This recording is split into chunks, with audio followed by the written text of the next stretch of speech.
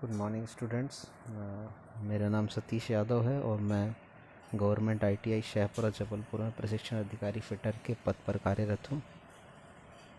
आज हम निमी online testing में जो निमी की जो वेबसाइट है उस पर एक टेस्ट सीरीज़ दी हुई है, तो उस टेस्ट सीरीज़ के हम कुछ क्वेश्चन करेंगे। ये टेस्ट सीरीज़ आपको अपना कोर्स रिवाइज़ करने में, जो चैप्टर हम कर चुके हैं उनको रिवाइज़ करने में और जो नहीं हुए हैं उनको हम धीरे धीरे और इसी टेस्ट सीरीज़ के माध्यम से उनको रिकॉल करते जाएंगे। अभी कोरोना वायरस के कारण सभी अपने घर पर हैं, अभी सारी हमारी संस्थाएं बंद हैं, तो इस लॉकडाउन पीरियड में ये हम अगर इस टेस्ट सीरीज़ के काफ़ी क्वेश्चन कर लेंगे तो हमारा एक रिवाइज़ भी हो जाएगा और हम अपने आने वाले एग्ज़ाम के लिए प्रिपेयर भी हो जाएंगे। तो चलो अब शुरू करते हैं। तो पहला क्वेश्चन है इसमें, what is the name of jig, या इस जिग का नाम क्या है। तो देखो, ये जो जिग है, मैंने आपको जिग और फिक्सचर में पढ़ाया है। डिफरेंट टाइप के जिग होते हैं और फिक्सचर होते हैं। तो पहले तो हम जिग देख लें कि ये जिग होता क्या है।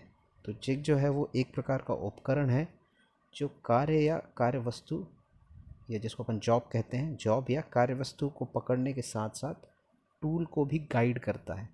मतलब वो जॉब को भी पकड़ेगा और टूल को गाइड भी करेगा, तो ये जिग कहलाता है। तो ज़्यादातर जो जिग होते हैं वो प्लेट, मेटल, स्ट्रक्चर इस टाइप से बनाए जाते हैं। मतलब अगर आप अपन एक सिंपल लैंग्वेज में बोलें तो ये कुछ जुगाड़ टाइप के होते हैं। तो ये जिग जो है ये उपकरण है जो कार्य वस्तु को पकड़ते हैं और टूल को गाइड करते हैं। इसमें जो जिग का टाइप दिया गया है, इस जिग को आपको क्या है, इसको देखना पड़ेगा और इसको आपको याद रखना पड़ेगा कि ये टर्नओवर जिग है। तो इसका आंसर होगा टर्नओवर जिग।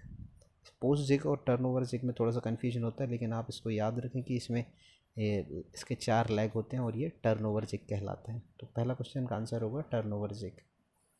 इसके बाद क्वेश्चन देखते हैं।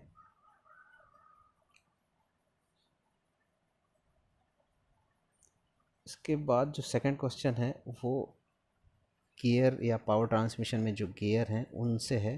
तो ये क्वेश्चन है, what is the element marked as X in gear. Gear में एक्स के रूप में किस तत्व को चिन्हित किया गया। तो इसमें हमें बताना है कि जो एक्स है वो क्या है। तो इसमें जो एक्स है वो क्या होगा,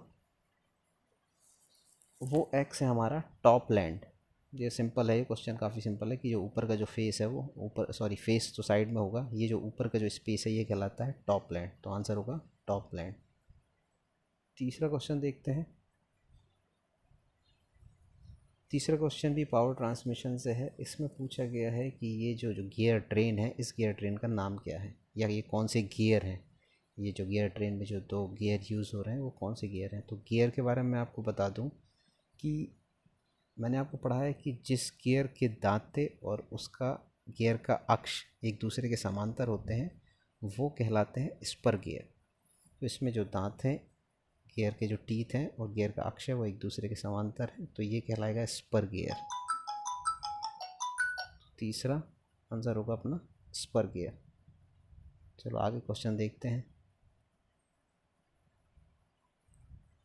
आगे का जो क्वेश्चन है उसमें है, how to adjust the tension of belt between 2 fixed pulleys.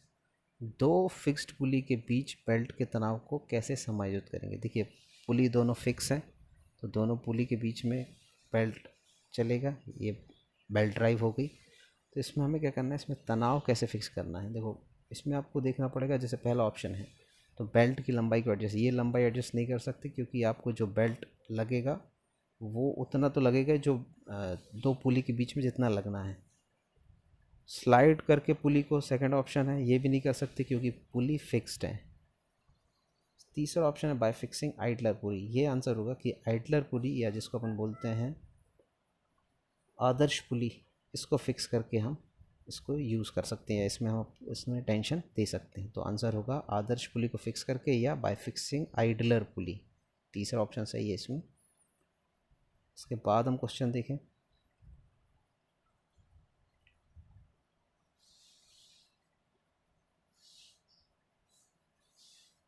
इसके बाद का क्वेश्चन है, दो मैटिंग गियर पर काल्पनिक सर्किल कौन सा होता है? तो देखो, गियर होते हैं, गियर के ऊपर उसमें दांते होते हैं, और जो एक होता है ऊपर की ओर, वो जो गियर के टॉप से जाता है उसको अपन बोलते हैं अडेंडम सर्किल या अडेंडम चक्र।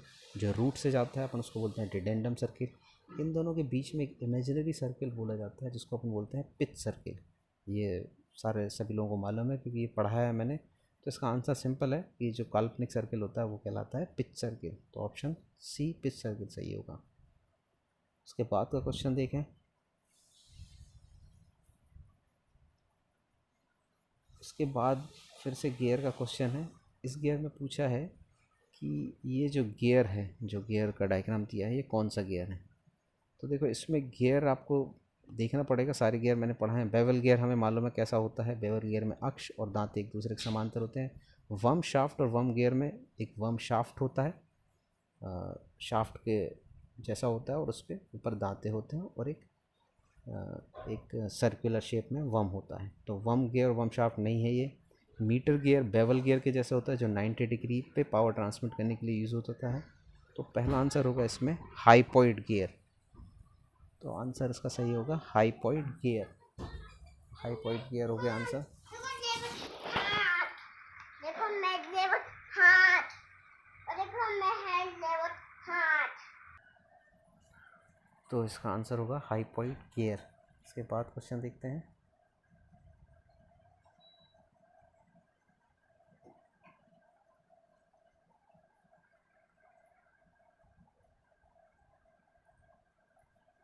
छः क्वेश्चन हो चुके हैं।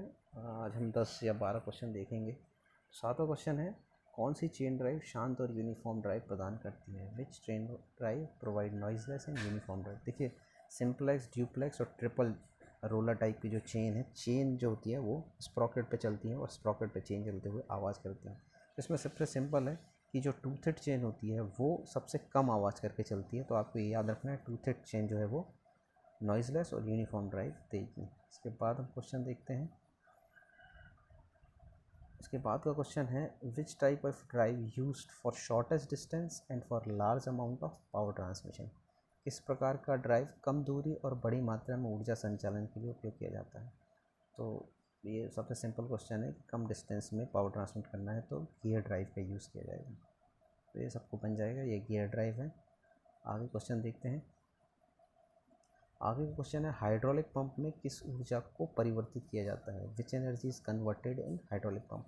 हाइड्रोलिक पंप में यांत्रिक ऊर्जा को हाइड्रोलिक ऊर्जा में कन्वर्ट किया जाता है। यांत्रिक ऊर्जा, mechanical energy to hydraulic energy. ये मैंने पढ़ाया भी है आप लोगों को, और ये याद रखना कि हाइड्रोलिक पंप में हम मैकेनिकल एनर्जी को हाइड्रोलिक एनर्जी में कन्वर्ट करेंगे। इसके आगे क्वेश्चन देखते हैं। इसके आगे एक नॉन रिटर्न वॉल बना है। क्वेश्चन है, what is the name of the part marked as X in non return wall? Non return wall में एक्स के रूप में चिन्हित भाग का नाम क्या है?